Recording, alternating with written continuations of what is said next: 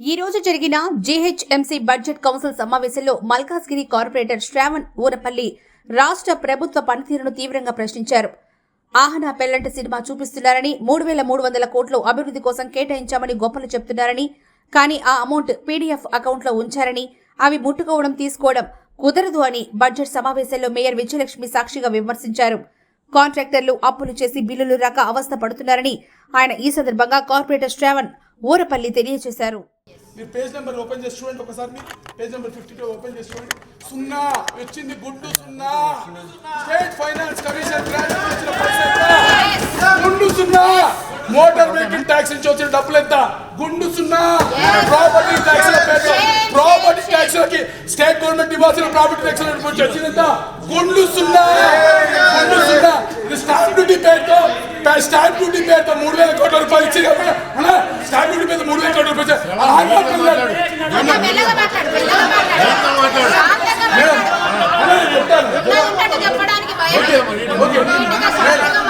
Madam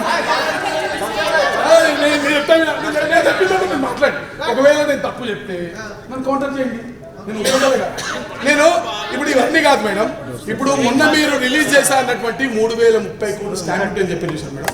మన తెలుగులో ఒక సినిమా ఉంది, మీరు చూసారు, ఆహనా పిల్ల అంటారు, కోడిని కట్టేసి అన్నం తినమంటారు. ఆ సుధీర్ వీరభద్ర చూసి పిచ్చోడైపోతారు. ఎగ్జాక్ట్లీ పీడీ అకౌంట్లో వేసారు మేడం. ఇది మార్చిలో ఎక్స్పైర్ అయినటువంటి పీడీ అకౌంట్లో 3,000 కోట్ల రూపాయలు వేసి దాన్ని అసలు ముట్టుకోలేదు, తీసుకోలేదు. ఈ మార్చి తర్వాత ఎగిరి ఒకవేళ నిజంగా మీ దగ్గర 3,000 కోట్ల ఉంటే జిహెచ్ఎంసీ దాదాపు 2,000 కోట్ల రూపాయల అప్పులు మితిలు కడుతుంది. కాంట్రాక్టర్లు 10 నెలల నుంచి బిల్లులు లేక సూసైడ్లు చేసుకుంటున్నారు. 6,000 కోట్ల రూపాయలు జిహెచ్ఎంసీ అప్పుల్లో ఉంది. ఎందుకు డబ్బులు పెట్టి కట్టట్లేదు? రెయిన్ వాటర్ హార్వెస్టింగ్ ఏదైతే మీరు మాట్లాడారో, ముఖ్యమంత్రి గారు ఒక మంచి ఇనిషియేటివ్ తీసుకున్నారు. మేము కూడా హ్యాపీ ఫీల్ అయ్యాం మేడం, ఎందుకంటే మీరు ఆల్ ఎడ్యుకేటెడ్ పీపుల్ కాబట్టి. అదే 10,000 లీటర్ కెపాసిటీ మా రాజశేఖర్ అని చెప్తే 10,000 లీటర్స్ కెపాసిటీ అవి అంటే ఓకే, మంచి కానీ రెయిన్ వాటర్ హార్వెస్టింగ్ కి డబ్బులు ఎక్కడి నుంచి పెడుతున్నారు తెలుసా మేడం? జిహెచ్ఎంసీ యాక్ట్ 183A ప్రకారము 10% పెట్టాల్సినటువంటి జిహెచ్ఎంసీ బడ్జెట్ లోనే రెయిన్ వాటర్ హార్వెస్టింగ్ ఉంటుంది, లేక్ క్లీన్సింగ్ ఉంటుంది, అన్ని క్లబ్ చేసి పెడతారు. దాంట్లో కూడా బడ్జెట్ తగ్గించి ఖర్చు కూడా పెట్టకుండా వదిలేశారు. సీత బుక్ నేను చెప్పట్లేదు, ఇది రికార్డ్స్ మాట్లాడుతున్నాయి మేడం. ఇప్పుడు నేను ఇంత 10,000 కోట్లు కాదు మేడం, ఈ ఇచ్చిన 2,654 కోట్ల రూపాయల్లో కూడా గత ప్రభుత్వము SNDP SRDP అని పేరు పెట్టింది, ఈ ప్రభుత్వము ఇన్ఫర్మేటివ్ ట్రాన్స్ఫార్మేటివ్ HCT అని పేరు పెట్టింది.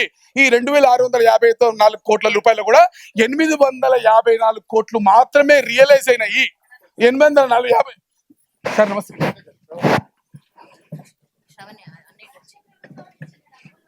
సార్.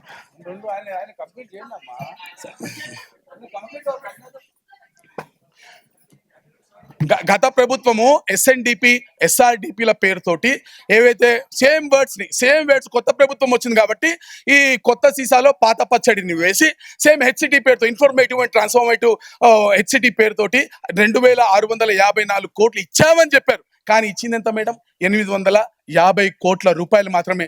కానీ ఈ 850 దీంట్లో మళ్ళా అడ్మినిస్ట్రేటివ్ శాంక్షన్స్ చేస్తున్నామని చెప్పి ఒక 5,000 కోట్ల రూపాయలు, ఇంకో వర్క్స్ చేస్తామని చెప్పి 1,000 కోట్ల రూపాయలు ఆల్రెడీ స్టేట్ గవర్నమెంట్ జిహెచ్ఎంసీకి ఇస్తున్నటువంటి ఫైనాన్షియల్ కమిషన్ గ్రాంట్స్ లోనే ఖర్చు పెడతామని చెప్తూ, ఆ ఫైనాన్షియల్ అసిస్టెన్స్ లోనే ఖర్చు పెడతామని చెప్తూ అడ్మినిస్ట్రేటివ్ శాంక్షన్స్ కూడా చేసేసింది. ఈ వర్క్స్ పోనీ ఎక్కడైనా భాగ్యనగరం మొత్తం విస్తరించిందా? 625 స్క్వేర్ కిలోమీటర్లు ఈరోజు భాగ్యనగరం విస్తీర్ణము. రేపు ముఖ్యమంత్రి గారు ప్రకటించిన ప్రకారం 2,000 స్క్వేర్ కిలోమీటర్లు అవుతుంది. కేవలం కేబీఆర్ పార్క్ పక్కన మాత్రమే ఈ డబ్బులన్నీ పెడతా ఉన్నారు మేడం. మరి మిగతా భాగ్యనగర్ లో ఒక స్లమ్ డెవలప్మెంట్, పేద బస్తీలు లేదు మేడం. ఇదే ఎత్తున, ఇదే మీరు చెప్పిందే ఎత్తున మేడం. మీరు 10,000 కోట్ల అదే जुल्फिकार साहब आप बात करें.